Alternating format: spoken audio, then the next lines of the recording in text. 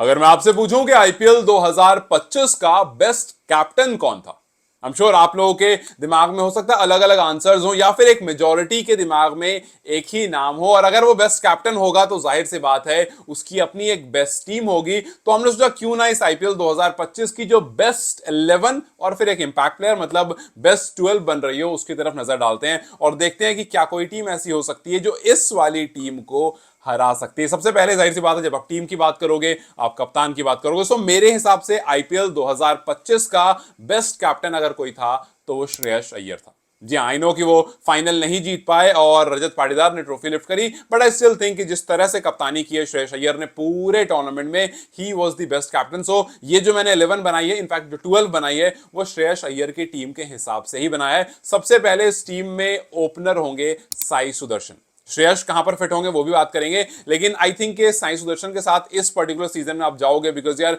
इस बंदे ने सबको हैरान कर दिया।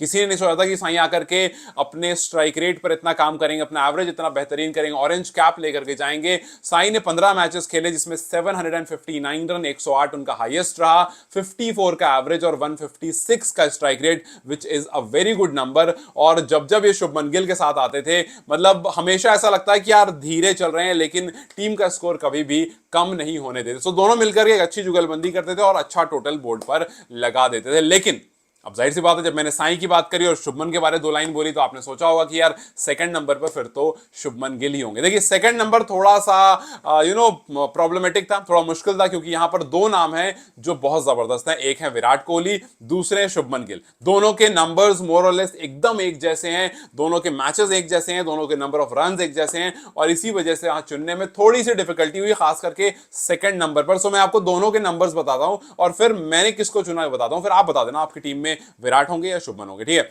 विराट कोहली ने इस आईपीएल में 657 रन बनाए हैं 15 मैचेस, मतलब 650 से 7 रन ज्यादा 15 मैचेस में। 73 उनका हाईएस्ट रहा है, उनका एवरेज रहा है 54 का और स्ट्राइक रेट रहा है 144 का। ठीक है, एसआर 1, स्ट्राइक रेट 144, एवरेज 54। वहीं आप शुभमन गिल की तरफ देखते हैं, शुभमन गिल ने बनाए 650 रन, मतलब 7 रन उनसे कम। इन्होंने सेम 15 मैचेस ही लिए हैं, हाईएस्ट इनका 93, एवरेज इनका 50 है, विराट का 54 है, स्ट्राइक रेट इनका 155 है, विराट का 144 है।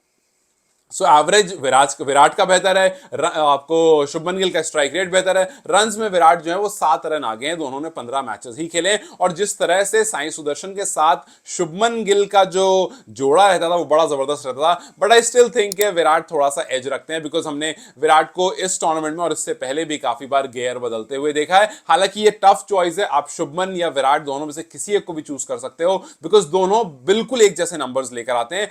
आई नो बहुत सारे लोग ये कहेंगे कि यार अगर आप साई को रख रहे हो तो शुभमन गिल को साथ में रखो, but I still think Virat के बिना टीम थोड़ी सी अधूरी होगी। विराट ने जिस तरह से ओवर द इयर्स परफॉर्म करा आईपीएल में, जिस तरह से इस बार आईपीएल में परफॉर्म करा है, वो थोड़ा सा एज लेकर जरूर चलते हैं। That is my personal opinion. हो सकता है आपको शुभमन गिल लगे, एंड अगर आप शुभमन गिल को भी रखोगे तो वहां पर कुछ भी नेगेटिव नहीं होगा। इनफैक्ट एक पॉजिटिव ये होगा कि गिल के साथ साई सुदर्शन ने पूरा टूर्नामेंट खेला है, सो अगर यहां पर भी रहते हैं ज्यादा बेहतर होगा। तीसरे नंबर पर मुझे लगता है कोई सोचने की जरूरत नहीं है, सूर्य कुमार यादव।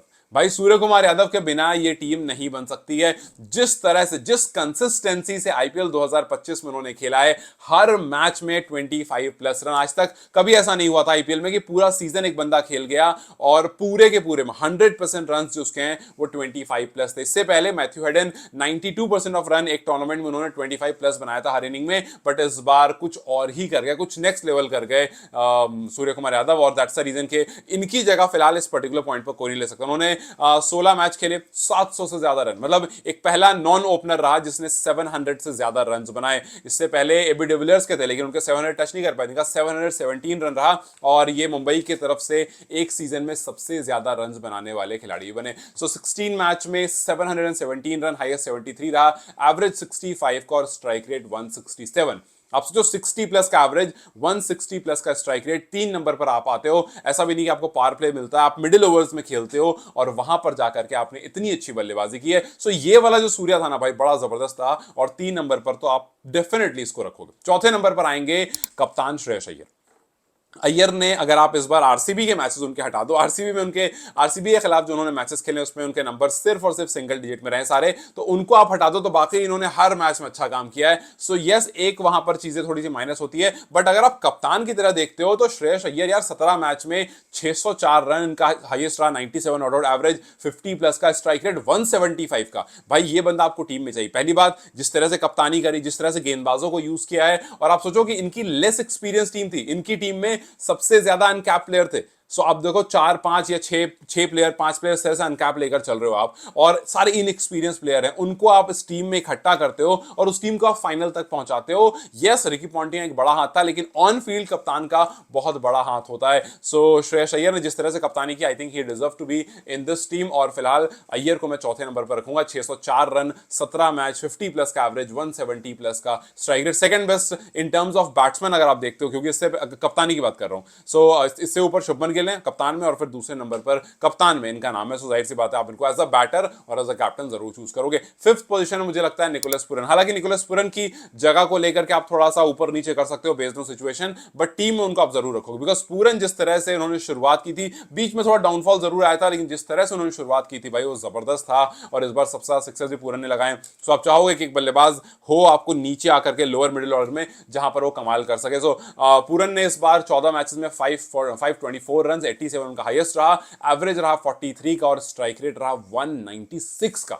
मतलब 196 का स्ट्राइक रेट यार, ये बिल्कुल क्रेजी है। और स्पिनर्स हो, पेसर्स हो, पूरन नहीं छोड़ते हैं। स्पिनर्स को तो खैर बिल्कुल ही नहीं छोड़ते हैं। So yes, Pooran I think deserves to be in this team. Sixth place पर वो खिलाड़ी जिसकी टीम ने कुछ खास नहीं किया, बट वो सिक्स्थ पोजीशन पर या सेवंथ पोजीशन पर या फिफ्थ पर भी आकर के काफी बार कमाल कर चुका है। मैं बात कर रहा हूं सनराइज हैदराबाद के हेनरिक क्लासन की। भाई क्लासन की टीम इस बार कुछ बहुत बवाल नहीं कर पाई, लेकिन क्लासन ने अपना बवाल बरकरार रखा। सेंचुरी तक लगाई उन्होंने इस टूर्नामेंट में। 487 रन, 13 मैचेस में, हाईएस्ट 105 नॉट आउट, एवरेज 44 का, और स्ट्राइक रेट 172 का। हालांकि ये नंबर्स डिफाइन नहीं करते हैं क्लासन को। क्लासन का स्ट्राइक रेट काफी बार 190 180 आपको ऐसा दिखता है, बट स्टिल इस बार 180 से कम हो रहा है, क्योंकि वी हैव सीन उनके मैचेस कैसे रहे थे, बहुत ज्यादा सपोर्टिव उनको दूसरे एंड से प्लेयर्स काफी बार नहीं मिले थे। बट आई स्टिल थिंक कि ये बंदा आपकी टीम में चाहिए, और आप इसको बाहर नहीं रखना चाहोगे। खैर, सेवंथ पर आते, ये हो सकता है थोड़ा सा डिबेटेबल हो, बिकॉज मुझे लगता है कि इस बार इस बंदे ने इंप्रूव काफी ज्यादा करा, और आई थिंक ही